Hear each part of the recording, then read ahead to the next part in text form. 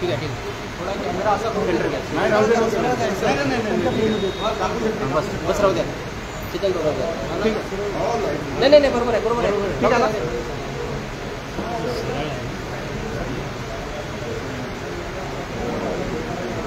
इकडे करू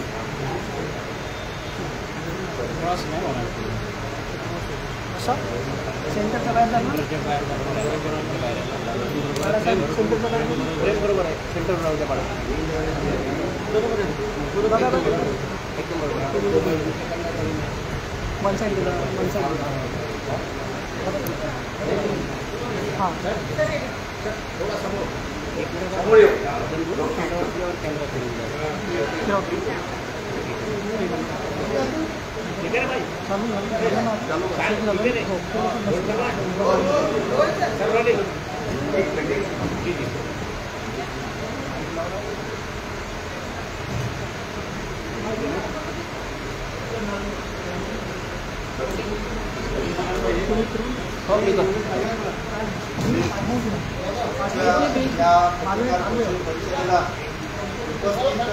सर्व पत्रकार बंधूंचे मी हार्दिक स्वागत करतोय.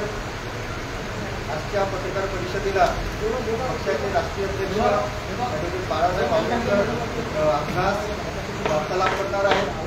या पत्रकार परिषदेला पक्षाचे उपाध्यक्ष माननीय प्रियदर्शी तेलंग, माननीय सर्वज्ञजी बनसोडे हे उपस्थित आहेत. त्याचप्रमाणे या पत्रकार परिषदेला पूर्व विदर्भ समन्वय समितीचे मुख्य संयोजक डॉक्टर रमेश कुमार गजबे साहेब हे उपस्थित आहेत. आज या पत्रकार परिषदेला पक्षाने जाहीर केलेले अधिकृत उमेदवार भंडारा गोंदिया या लोकसभा क्षेत्राचे संजयजी केवट हे इथे उपस्थित आहेत. चंद्रपूर लोकसभेमधून जाहीर केलेले राजेशजी बेले हे या पत्रकार परिषदेला उपस्थित आहेत. या पत्रकार परिषदेला गडचिरोली लोकसभेचे उमेदवार हितेशजी मडावी हे सुद्धा उपस्थित आहेत आणि रामटेक लोकसभेचे उमेदवार शंकरजी चहांदे हे सुद्धा या पत्रकार परिषदेला उपस्थित आहेत. मी माननीय साहेबांना विनंती करतो की त्यांनी पत्रकार परिषदेला सुरुवात करावी.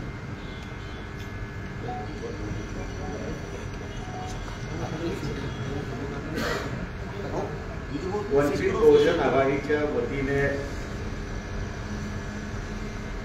आम्ही गेले अनेक दिवस महाविकास आघाडीमध्ये त्यांचाच समझोता नाही असं आम्ही त्या ठिकाणी सांगत होतो की आता असताना स्पष्ट झालेला आहे.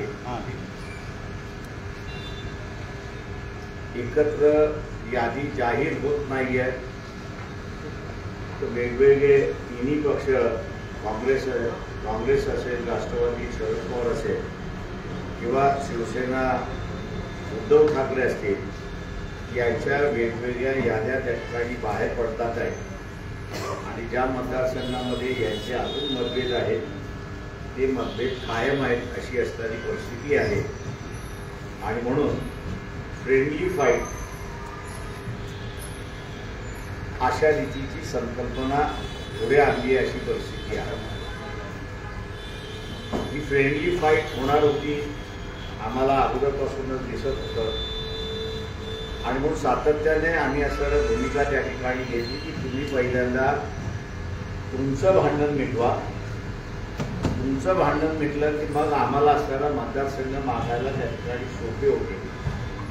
परंतु त्यांचं भांडण मिटत नाही म्हणून त्यांनी असणारा वंचित आम्हाला जागा देत नाही, कुठल्या पाहिजे ते सांगत नाहीत असं असणारं एक नॅरेटिव्ह त्याच्यातून प्रेसमध्ये आलेला होता. ज्या ठिकाणी त्यांचाच समझोता होत नाही त्या ठिकाणी आम्ही असून जाऊन समझोत्यामधला बिघाड व्हायचा अशी जी परिस्थिती होती ती परिस्थिती टाळण्याच्या दृष्टिकोनातून आणि येती निवडणूक ही असणारा अत्यंत महत्त्वाचं आहे हे लक्षात घेता आम्ही काही भूमिका या असणाऱ्या त्या ठिकाणी घेतल्या। त्यामध्ये आम्ही असणाऱ्या पहिली भूमिका जी घेतली ती म्हणजे काँग्रेस पक्षाचे जे अध्यक्ष आहेत खरगेजी, त्यांना पत्र लिहिलं की मावियामध्ये तुम्हाला ज्या जागा दिली त्याच्यापैकी 7 जागेंवरती आम्ही तुम्हाला पाठिंबा देत आहोत। 2 जागेंवरती आम्ही असणारा पाठिंबा त्या ठिकाणी जाहीर केलेला आहे। एक कोल्हापूर आणि दुसरं असणारं नागपूर। उरलेल्या जागेंचं त्यांच्याकडून ज्यावेळेस माहिती येईल आमचा यादी फायनल होण्याच्या अगोदर, तर तिथे आम्ही त्यांना असणारा पाठिंबा देऊ अशी असणारी परिस्थिती आहे। या सगळ्या गोंधळामध्ये लक्षात घेता काही सामाजिक राजकीय परिस्थिती अशा डेव्हलप झालेल्या आहेत की ज्याच्यामध्ये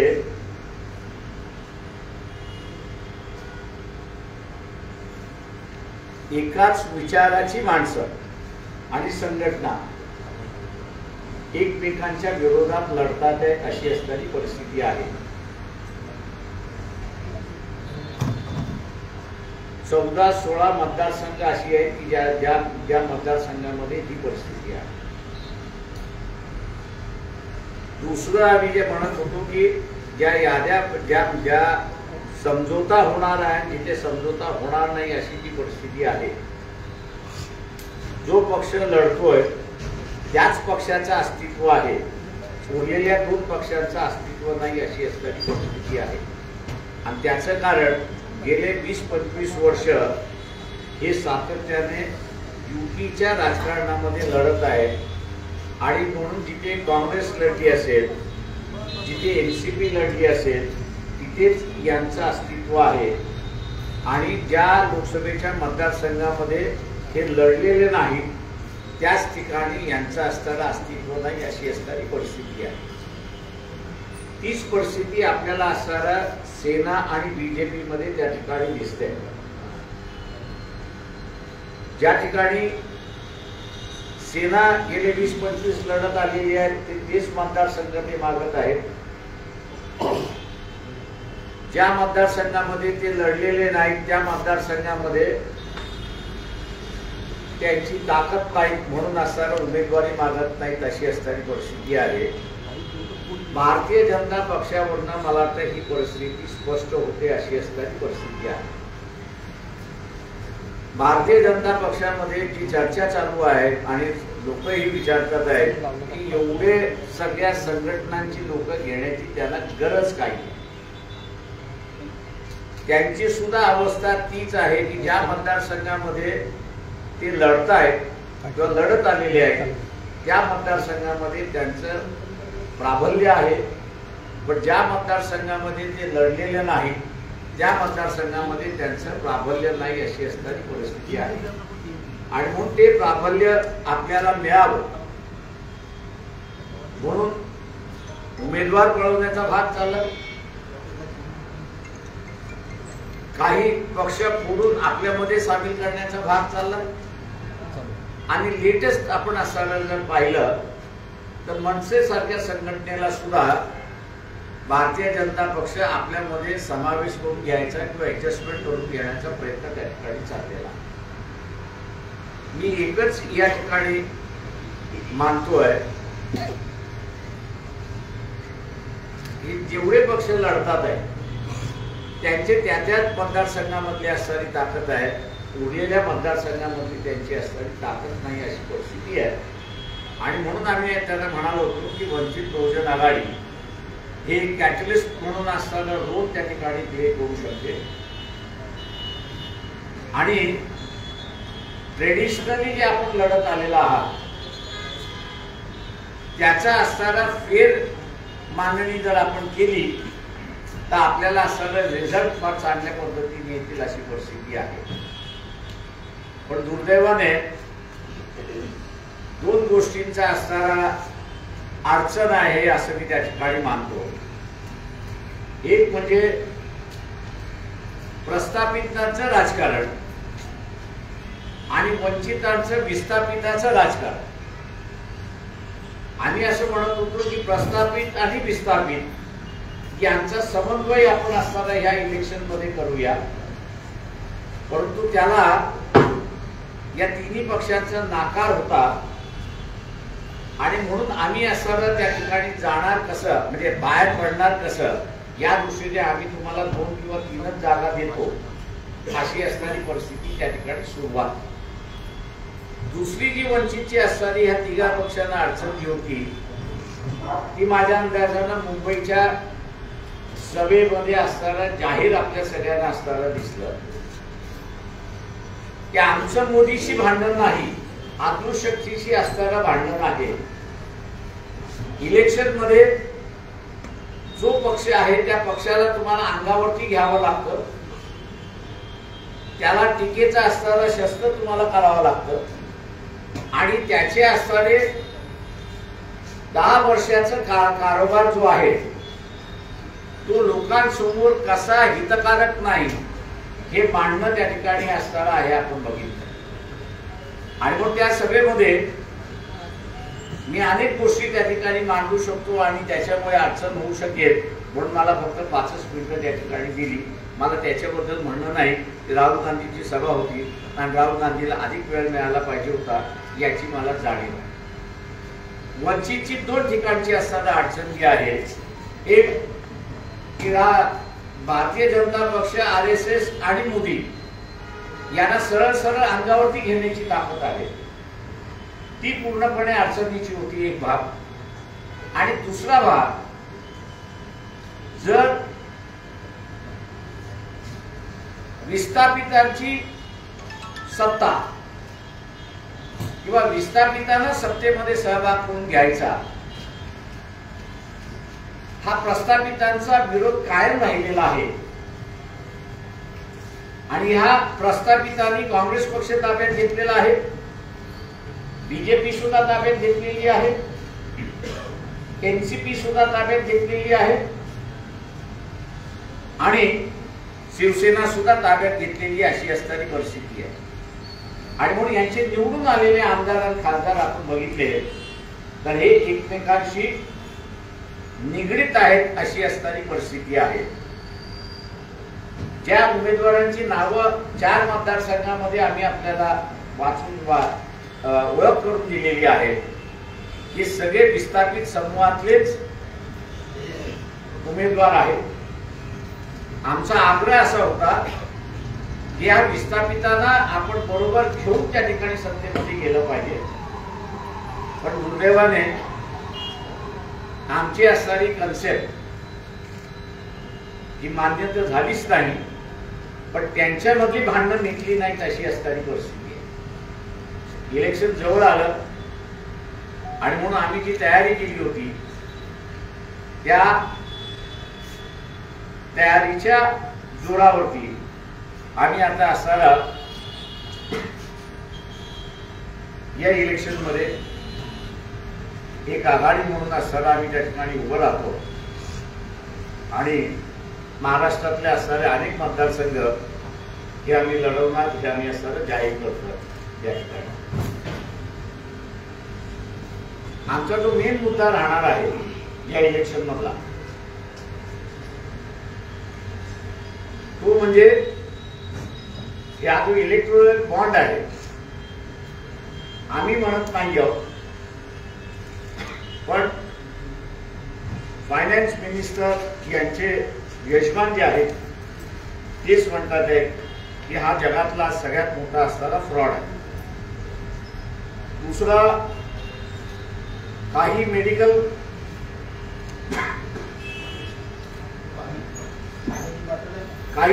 कंपन्या ज्या आहेत ज्यांच्या औषधं बॅन केली होती, डोनेशन दिलं बॉन्ड मार्फत, ती औषधं पुन्हा बाजारामध्ये आली. तिसरा जो आहे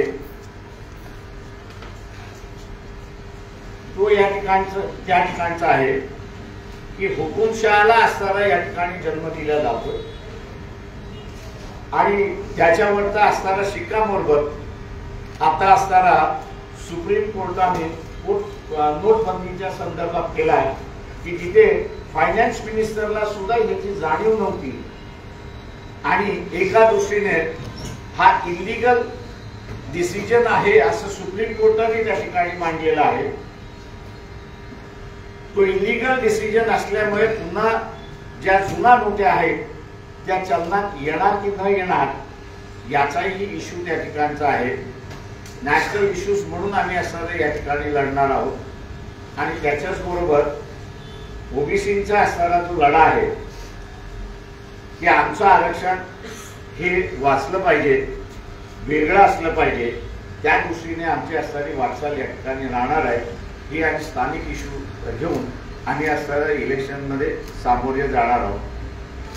माझं या 4 मतदारसंघातलं पहिलं असेसमेंट मी आपल्याला असणारं या ठिकाणी मांडतोय.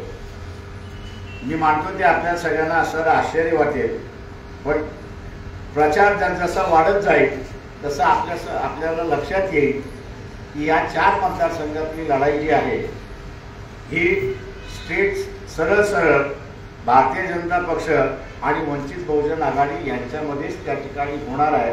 कारण 2 मतदारसंघातले उमेदवार जे आहेत ते लढण्यासाठी रिलक्टंट होते. कोणाला तरी उभं करायचं म्हणून असणारं त्या ठिकाणी उभं केलेली अशी परिस्थिती आहे. त्याच्यामुळे ही परिस्थिती उरलेल्या मतदारसंघात सुद्धा डेव्हलप होईल असे आम्ही त्या ठिकाणी मानतोय. आणि मी असं म्हणेन की पहिल्यांदाच फुले शाहू आंबेडकरी चळवळ ही जी आहे सामाजिक व्यवस्थेतून राजकीय व्यवस्थेकडे वाटचाल करणारी ही पहिल्यांदा नॅशनल सीनवरती आणि राज्याच्या सीनवरती मेन फोर्स म्हणून उभं राहील अशी अपेक्षा आम्ही त्या ठिकाणी बाळगतोय. मतदार आम्हाला असणारा साथ देईल अशी आमची अपेक्षा आहे. माझं निवेदन थांबवतो. आपण आता विचारू शकतो. भारतीय जनता पार्टी सर आपण इतके वर्ष विचारा. सर इतके वर्ष आपण भारतीय जनता पार्टीला सपोर्ट केलेला आहे आणि तेव्हा भारतीय जनता पार्टीला सपोर्ट केला नाही, तुम्ही सपोर्ट केलेला त्यांना म्हणजे कोणाला? 6 महिन्यात आणि कुठच्या वेळची बीजेपीला तुम्ही बरेचदा सपोर्ट केलेला आहे आणि तुम्ही ज्या मला असणारा तुम्ही मला एक फक्त उदाहरण द्या पहिल्यांदा कुठच्या वर्षी आणि कधी सपोर्ट दिलेला आहे. मागच्या वर्षी पण तुम्ही जेव्हा ते सभा होते विधानसभा बाळासाहेब तुम्ही बाळासाहेब मला असणारा तुम्ही माझं स्टेटमेंट द्यायचं कुठल्या दिवसाचं आहे, कुठल्या वर्तमानपत्रामध्ये आले, कुठल्या चॅनल मध्ये आलेलं आहे. आंबेडकर साहेब नंतर तुम्ही बाळासाहेब तुम्ही तिसरी आघाडीची घोषणा केलेली आहे. बिनबुडाचं म्हणणं चॅनलवरती आपण रिपोर्टर असल्यामुळे आपल्या रिपोर्टरपणाचा दुरुपयोग करू नका एवढा माझा सल्ला आहे आपल्याला. बाळासाहेब तुम्ही तिसऱ्या आघाडीची घोषणा केलेली आहे, पण तिसऱ्या आघाडीमध्ये मनोज जरांगे पाटील राहणार नाही आणि तिथल्या मराठ्यांनी सुद्धा चक्क सांगितलं आहे की आम्ही वंचित बहुजन आघाडी सोबत नाही आणि कुठल्याही सोबत राहणार नाही म्हणून. जरांगे पाटील तुमच्या सोबत नाही आहे, काल घोषणा झाली. त्यांची झाली ना घोषणा. त्यांची संघटना आहे, त्यांना जो निर्णय घ्यायचा होता त्यांनी तो निर्णय घेतला. त्या ह्याच्यामध्ये त्यांच्या निर्णयाचं आम्ही असं स्वागत करतोय. त्याच्यामुळे ते आहेत की न आहेत याच्याशी आम्ही असं हे करत नाही. एक पक्ष म्हणून आमची भूमिका आम्ही जाहीर केली. त्यांनी एका काळी व्यक्त केलं की आम्हाला असणारा राजकीय भूमिका घ्यायची आहे आणि राजकीय भूमिका घेत असल्यामुळे आम्ही सकल मराठा जिल्ह्यामधल्या समित्या ज्या आहेत त्यांचं ओपिनियन घेऊ. त्यांनी असं म्हटलं की आपण या इलेक्शनमध्ये भाग घ्यायचा तर आम्ही घेऊ, नाही घ्यायचा म्हटलं तर नाही घेऊ. त्यांनी त्यांच्या संघटनेची भूमिका घेतली, त्याच्यामुळे आम्हाला फरक पडत नाही त्याच्यामध्ये. MIM ने सुद्धा काल प्रस्ताव दिला आहे की आम्ही आजही पुन्हा 2019च्या प्रयोगासाठी तयार आहोत, विचार करावा असं Imtiaz Jaleel. Ruled out MIM total.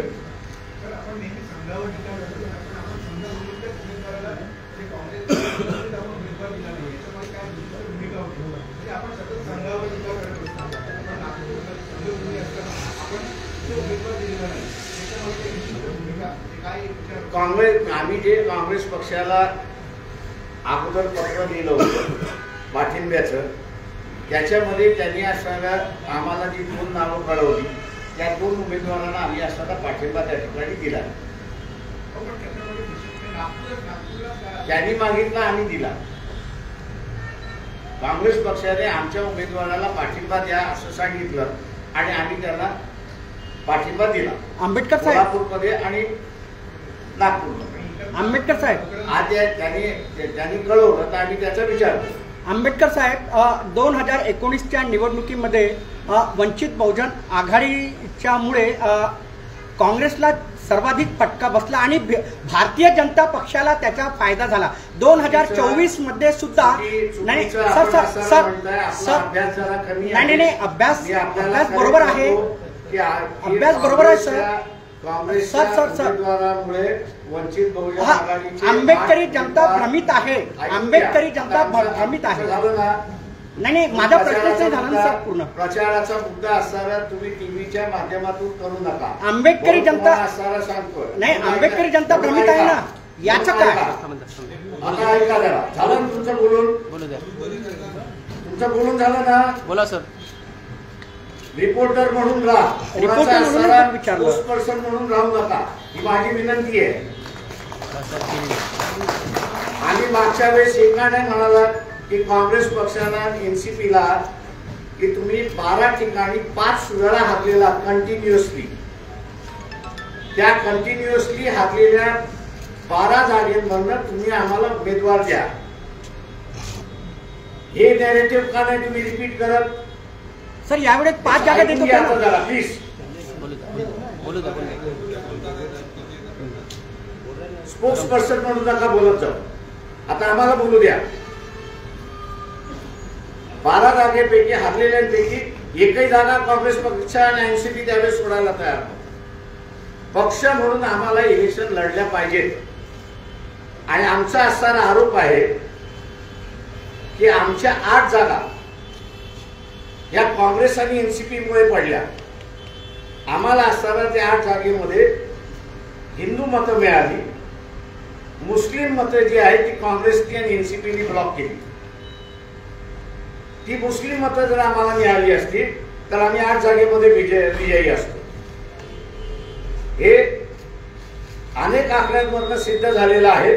पण दुर्दैवाने काही जण त्याला मान्य करायला तयार नाही. त्यांचा आमचा दुर्दैव आहे. आता किती उमेदवार निवडून येणार? आता किती उमेदवार निवडून येणार? आता लोक जेवढे निवडून देतील तेवढे आम्ही स्वीकारू. सर 2019 मध्ये आघाडीसोबत तुम्ही नव्हते आणि आता 24 मध्ये पण नाही आहे. अकोल्यामधून तुम्ही 2,75,000 पराभूत झाले होते. यावर्षी सुद्धा तीच स्थिती आहे. तुमचं विजयाचं सूत्र काय राहील यावर्षी अकोल्यामधून? फक्त तुमचं. लोक त्या ठिकाणी निर्णय घेतात. मला मागच्या वेळेस 3 वेळा पाडण्यासाठी काँग्रेस आणि राष्ट्रवादीने मुसलमान उमेदवार दिला. हा तुमच्या कधी लक्षात आलेलं नाही आणि येणारही नाही. ते तुम्ही कधी मांडणारही नाही त्याच्यामध्ये. आज असताना मुस्लिम उमेदवार दिला तरी आम्ही त्यांच्याबरोबर राहणार नाही. हा तिथल्या मुस्लिम समाजाने काँग्रेस पक्षाला एनसीपी पक्षाला सरळ सांगून टाकलेला आहे. त्याच्यामुळे मी असं म्हणतोय की माझा विजय सुखद झाला असं मी त्या ठिकाणी मानतो. सर हिंदी में बताइए, महायुति के साथ आपका ये महागठबंधन क्यों नहीं हो रहा है और कितने सीट पे आप लड़ने वाले हो और क्या कितने सीट पे आप सपोर्ट कर रहे हो? महाविकास आघाड़ी जो है, तीनों पार्टियां जो है, ये तीनों पार्टियां जो विस्थापित समूह है उसको स्वीकारने के लिए तैयार नहीं है. जो सत्ता में प्रस्तापित है उन्होंने इन 3 पार्टियों पे कब्जा किया हुआ है और इसलिए वंचित बहुजन आघाड़ी की ताकत होने के बावजूद भी 2 या 3 सीट के ऊपर जाने के लिए वो तैयार नहीं. इस बात को उनको पता था कि अगर इनको हम लोग इनके ताकत के मुताबिक सीट दी जाएगी, जो विस्थापित समूह है उनको ये नुमाइंदगी देंगी और सत्ता जो कुछ परिवारों के हाथ में बंदिश है वो बांध जो है वो टूट जाएगा और आम आदमी की सत्ता यहाँ पर आना शुरुआत हो। इसलिए हम उस अगाड़ी में जाना भी चाहते थे, लेकिन उस अगाड़ी में ना हमको इज्जत मिलती थी और ना जो ताकत हमको मिलनी चाहिए, ये सीटें मिलनी चाहिए थी, वो सीटें भी वहां पर मिल नहीं रही। दूसरी बात, वहां पर जो है उनका ही झगड़ा खत्म नहीं हुआ है, वो आज भी दिखाई देता है। हर तीनों पार्टियां जो है वो अपनी अपनी अलग अलग लिस्ट वहां पर पब्लिश कर रही है। हम नहीं चाहते थे तो उनके खिचड़ी में हम लोग जाके फंसे और अपनी ताकत को गवा दें। यहाँ पर मैं आज भी मानता हूं कि वंचित बहुजन अघाड़ी पिछले 5 साल में एक बड़ी ताकत करके उभरी हुई है, एक पर्याय के प्रांत में यहाँ पर उभर चुकी है और जो 4 कॉन्स्टिट्यूंसीज के उम्मीदवार आज लड़ रहे हैं, ये चारों कॉन्स्टिट्यूंसीज के उम्मीदवार जो है उनकी सीधी सीधी लड़ाई जो है वो भारतीय जनता पक्ष के साथ, भारतीय जनता पक्ष में है, क्योंकि 2 उम्मीदवार जो चेंज हुआ है वो लड़ना नहीं चाहते थे। कांग्रेस की ऐसी परिस्थिति है और इन्हीं वजहों से जो है वो अघाड़ी के साथ जो है हम लोग का जुड़ नहीं रहा है या जम नहीं रहा है, एक परिस्थिति है। और इसलिए हम लोग ने फैसला किया कि हम लोग जो है ओबीसी को साथ में लेते हुए जो मराठा आंदोलन के माध्यम से जरांगे पाटिल ने अगर राजनीति में आने से अपने आप को रोका है, लेकिन उनकी जो ताकत है उसको साथ में लेते हुए यहाँ की बदलाव की राजनीति हम लोग शुरुआत करें। कौन सा लड़ने वाले हैं और कितने सीट लड़ने वाले हैं आप? 400 के बाद आंकड़ेवारी कही जाती है, आप कितने आंकड़ेवारी पर जीत कर आए?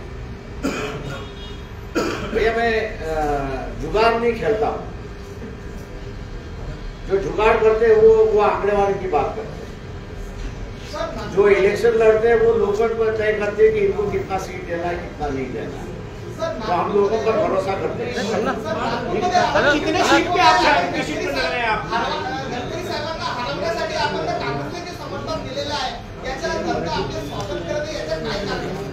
मी आपल्याला म्हणालो की हमने जो है वो कांग्रेस पार्टी को चिट्ठी लिखी थी, इसलिए हम आपको एमपीए से जितने सीटें मिलेंगी उसमें से 7 सीटों पर हम समझौता समर्थन देने की हम तैयार है। कांग्रेस ने हम 2 सीटों पे बता दिया था कि कोल्हापुर की और नागपुर के सीट पर आप समर्थन दीजिए, हमने कांग्रेस दोनों का समर्थन दे दिया है। आप उसमें कौन हारेगा कौन जीतेगा उससे मुझे कोई मतलब नहीं है। सर कौन सी 4 सीट है जो बीजेपी के साथ में टक्कर होने वाली है? कौन सी 4 सीट है? 4 सीट कौन सी सीट है जो बीजेपी के साथ सीधी टक्कर है? मेरे ख्याल से खरगे जी बताएंगे तब आपको बताऊंगा मैं।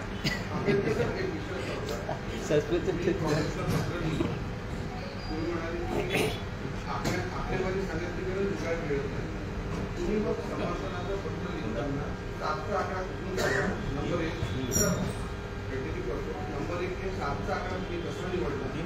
नंबर 2 आता तुम्ही 2 जागांवर समर्थन देऊन आणखी 5 देण्याचं तुमच्या बोलण्यावरून दिसतंय, त्याच्या बदल्यात तुम्ही काँग्रेसला अकोल्यासाठी समर्थन ऑफिशियल मागणार आहे?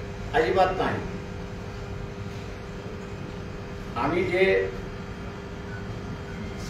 7 हा जो त्यांना जे महाविकास आघाडीमध्ये जागा मिळणार आहे त्या जागेपैकी त्यांनी जर व्यवस्थित अनालिसिस केलं तर आम्हाला असं दिसलं होतं की आम्ही त्यांना सरळ जिंकण्यामध्ये मदत करू शकतो मताच्या स्वरूपामध्ये, आणि म्हणून आम्ही सरळ 7 जागा त्यांना सरळ कळवल्या होत्या।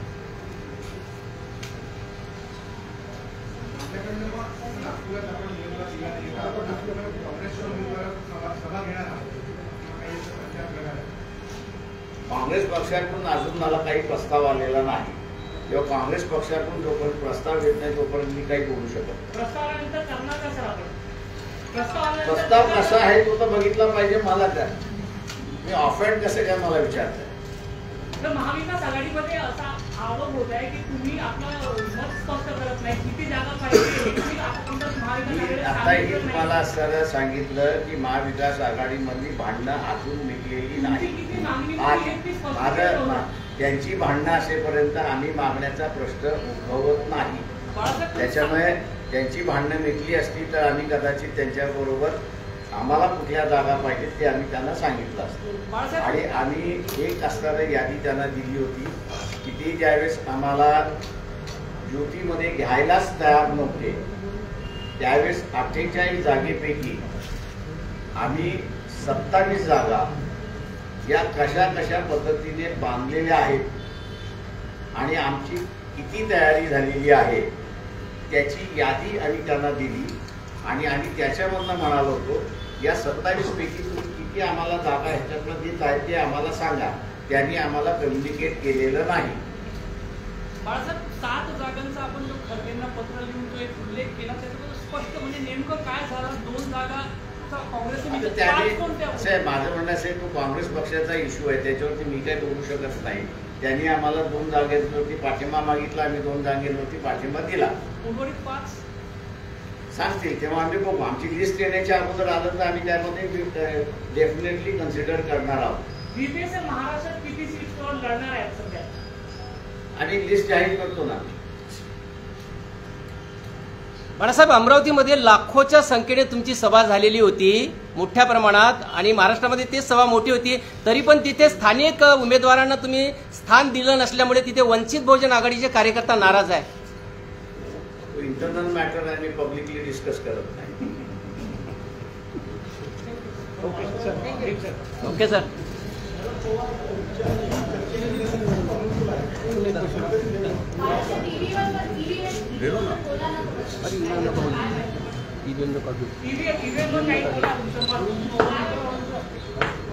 मी एवढं म्हणणार आहे की जे उमेदवार आहेत त्या सगळ्या उमेदवारांनी ह्या 4 गोष्टी केल्या पाहिजेत.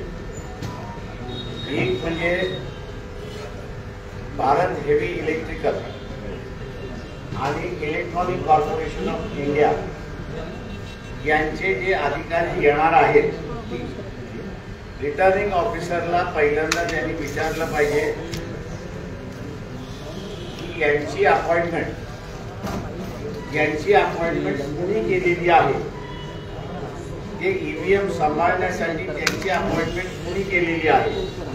इलेक्शन कमिशनने केलेली आहे की त्यांची अपॉइंटमेंट या 2 कॉर्पोरेशन जे आहेत त्या कॉर्पोरेशनने केलेली आहे. त्यांची अपॉइंटमेंट जर इलेक्शन कमिशनने केली नसेल तर त्याच्याबद्दल त्यांनी आक्षेप घेतला पाहिजे आणि हे इलेक्शनमध्ये भाग घेणार नाही त्याचा असताना दक्षता घेतली पाहिजे. दुसरं जे आहे टॅग किती येतात सील करणारे टॅग किती येतात त्याचा त्यांनी हिशेब मागितला पाहिजे आरोपकडे रिटर्निंग ऑफिसरकडे की किती टॅग आलेले आहेत आणि ज्या दिवशी सील होणार त्या दिवशी किती टॅग सील झाले आणि किती शिल्लक राहिले त्याचा असताना हिशेब मागितला पाहिजे.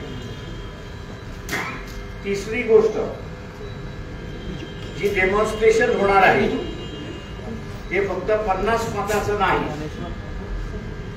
तर रिटर्निंग ऑफिसरला त्यांनी सांगितलं पाहिजे की एक पूर्ण मशीन त्याच्यात 800 मतदान असेल किंवा 1200 मतदान असेल हे पूर्ण 800 आणि 1200 मतदान तुम्ही आम्हाला करून त्या ठिकाणी दाखवा. उमेदवार जे मतदार आहेत ते आणि 800 आणि 1200 जे मतदान दाबल्या जाईल त्या प्रमाणात ह्या उमेदवाराला किती दाबले या उमेदवाराच्या नावाने किती दाबले जेवढे उमेदवार आहेत त्याच्या नावाने कोणी दाबलेले आहेत त्यांचा आकडा घेऊन जेव्हा रिझल्ट हे जे बटन दाबल्या जाईल आणि त्याचा डिस्प्ले जो होईल तो डिस्प्ले दाबलेल्या बरोबर आहे की नाही याचा त्यांनी असताना खुलासा त्या ठिकाणी केला. जी ईव्हीएम आणल्या जाईल रिटर्निंग ऑफिसर जी ईव्हीएम आणेल ती नाही तर रॅन्डमली सिलेक्ट झालेली ईव्हीएम जी आहे ती त्यांनी त्या ठिकाणी घेतली पाहिजे. चौथं त्याच्यामध्ये त्यांनी वोटरला जागृत केलं पाहिजे की बटन दाबता दाबता हे जे पेपर ट्रेल आहे त्या पेपर ट्रेल वरती त्यांनी दाबलेलं बटन म्हणजे सिम्बॉल हा उमटलाय की न उमटलाय हा त्यांनी त्या ठिकाणी बघावं. हे सगळं करून झाल्यानंतर सुद्धा उमेदवारांनी एक अर्ज रिटर्निंग ऑफिसरला त्या ठिकाणी दिला पाहिजे. तो अगोदरच दिला पाहिजे माझं म्हणणं असं आहे. आणि तो म्हणजे मागच्या काउंटिंग मध्ये असं लक्षात आलं की 373 मतदारसंघामध्ये पोल वोट्स आणि काउंटेड वोट्स याची टॅली झाली नाही.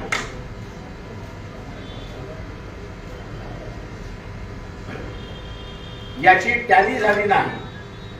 कायदा असं म्हणतो